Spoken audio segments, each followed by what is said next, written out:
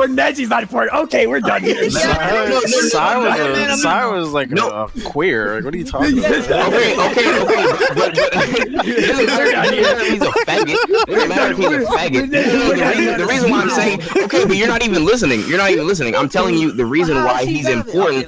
The reason why he's important and relevant is because he was part of Team 7 for the entirety of Shippuden. Meaning he got more screen time, more character development, and ultimately more interaction with. Hold on, and more interaction with Naruto than most of the other characters. That's the other reason I don't like him. I just said that he's more relevant. I don't think. Anyway, that's fine. But I'm saying, but you niggas are thinking that I'm playing favorites. I'm not playing favorites. I hate almost everyone in Naruto. I'm telling you who's around that I think is relevant. That there's it's a complete different thing. Anyway. Fuck, I said the Sanin, Itachi, obviously all the main villains. I'm not even gonna sit here and list all the main villains, but all the main villains are important. He lived. How the fuck he live? Fucking emo. He drew a picture and whisked away. What are you talking about? Iruka Sensei is relevant. I mean, barely, but he is. The who? Iruka Sensei. That was That was his mentor. You just gonna disrespect Naruto's mentor like that? Yeah, nigga, I said he is relevant, barely, but I thought you said wasn't. I'm about to say don't. No, this is all the relevant. Are you not? I'm listing all the relevant people. All right, keep going. Who else, boy? Yeah, I guess. I can't even say. To be honest, I can't even really say Rock Lee. What? Wow. Nah, he's definitely not irrelevant. What? Like, thank you. I'm glad you feel what I'm saying. Like, what I'm talking about. I'm talking about for Naruto storyline. Rock Lee had his moment with Gaara, and then after that, he kind of just became a secondary character. Like he had little flashes. That's what I'm arguing with Neji. To be honest with you, like I little flashes in the pan. I feel where y'all are coming from, but like everybody, I feel like everybody got written off in Shippuden. Like everybody who was like slightly important in Naruto. It became more of a spectacle than a character-driven story. Exactly. That's the problem with Shippuden. The first one in Naruto was all about them kids growing up, but then it was the Shippuden was more focused about him growing up as a character. And that's why you don't see me like mentioning the only person I could say that's not a part of Team 7 that probably was relevant is Shikamaru. Sure, I can see that one. I can agree with you on that one. But pretty much like that's pretty much my list. Like everybody else is like pretty much relevant, and Kabuto's relevant too.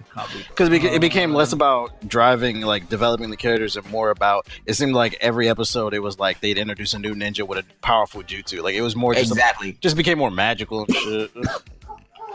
So everybody else is irrelevant. So when y'all were like, Neji's death is such a big deal, I'm like, I don't know, boy. I think that's nostalgia. I know. I remember when he died, JoJo couldn't contest. When he died, everybody on the internet was like, "Yo, they killed my nigga." Not me, bro. Like, just you then, but everybody else was like, "They killed that." Listen, let me tell you the best moments for me in Naruto, boy. When Neji died and watching all you niggas fucking cry about a nigga you didn't care about 2 weeks ago. Absolutely. Let me tell you why. Because niggas weren't like, oh man, I can't wait for the war. My nigga Neji about to turn up. Boy, if you don't get the fuck all the way out of here. But he did turn up though. Yeah, he did. Yo, this is exactly the case of like they don't ride for you when you alive, but once you die, you the favorite. That y'all niggas got baby syndrome so hard, boy. But he's not the favorite. But he's not irrelevant. He's very important. Boy, I saw so many people dick riding Neji when that nigga died. Boy, I'm like on the fence. I'm on the fence because like he had that moment in the beginning exam, whatever that shit is, the Chunin exam. Yeah. But then also I could argue that Neji had one of the best fights in Naruto.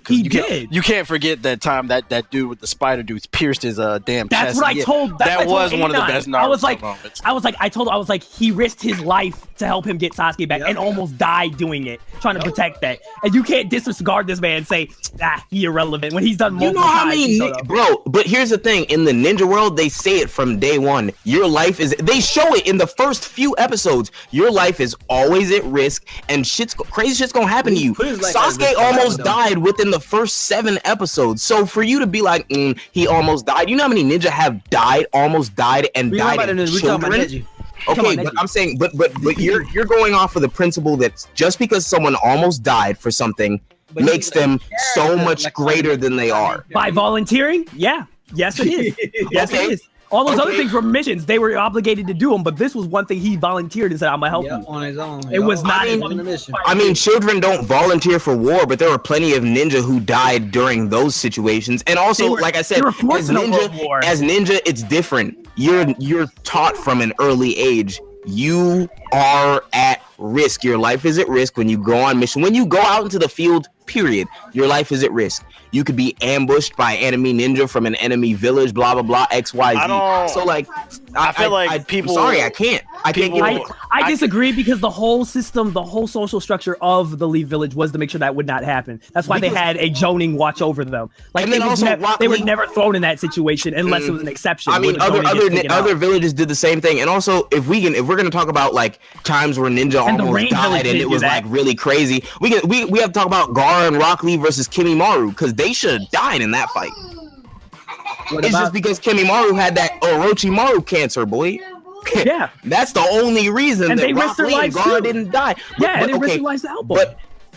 So how are they not irrelevant either? Like Gar is important. Gar is definitely not irrelevant. Yeah, Gar is important. Gar is important. I can argue that Rock Lee has shown up multiple times in the anime in crucial. Like that's the thing. I think if a character shows up in crucial arcs where where something important's happening, they're not irrelevant. They have a point. That's why they're there. If they disappear for 3/4 of the show where the important arcs are, like that's the thing. But I can argue that they're just a character that's picked for that specific thing to push the story forward, but not a character that's actually no, because using a character to push a story forward and a character that's part of the story that helps push the story forward is different. Can we define what's irrelevant? Because in my opinion, Neji is like a B tier character, and I think that's why agree. He's not A tier, but he was important to the series, and I think it's the shock value because you got to.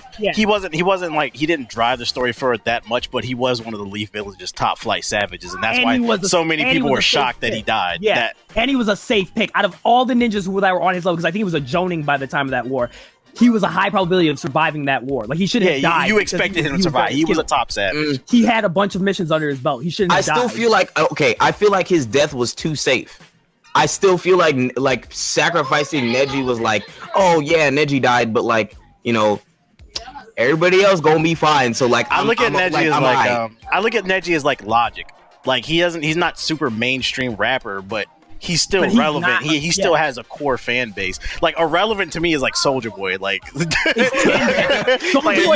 call Neji Soulja Boy. Yeah, like 1010 is Soulja Boy. Like there's no way you would relate 1010. But 1010 is literally the most irrelevant character in that show. Eno is irrelevant. Eno's more relevant than 1010. Like Eno is pretty fucking irrelevant.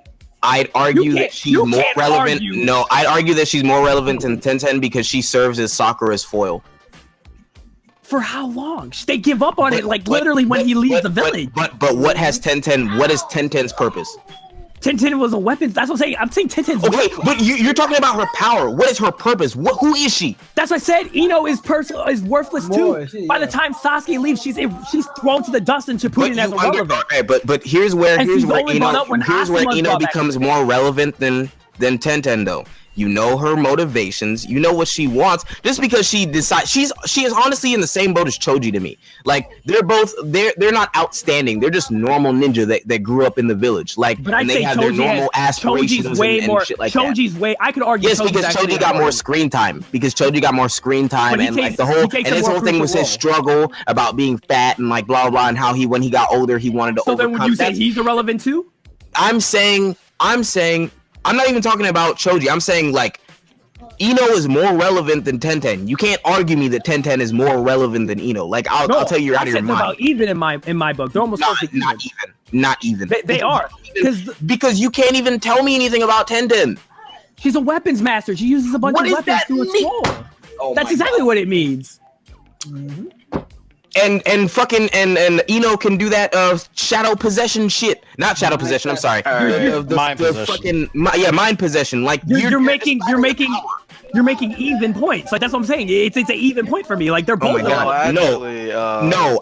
What you told me was what 1010 could do, and then I told you what Eno could do as an opposite. So obviously we both know what they can do, but you know Eno's motivations and what she wants and things that she wants out of life, whereas you don't know anything about 1010. What does she want out of life? She wanted to be with Sasuke, and she wanted to grow up and own that flower shop. And with that, wait, what was that after that? So you're saying she was only used just for Sasuke? That's fine, but I'm saying that's still more than you know about Tenten. You know nothing about Tenten.